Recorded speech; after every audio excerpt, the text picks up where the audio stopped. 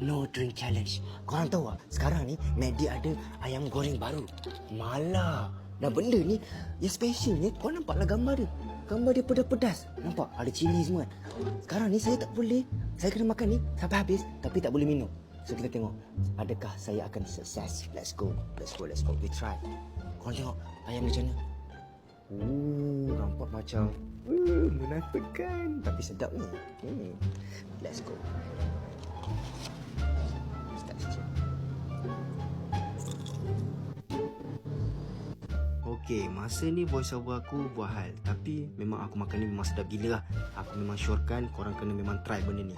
Tapi pedas dia tu memang boleh katakan sikit-sikit lah. Tak ada pedas sangat. Tapi berpeluh jugalah aku makan benda ni. Masa ni aku memang tunjuk ke atas meja. Tak ada air. Memang no drink challenge. Aku tak ada tipunya.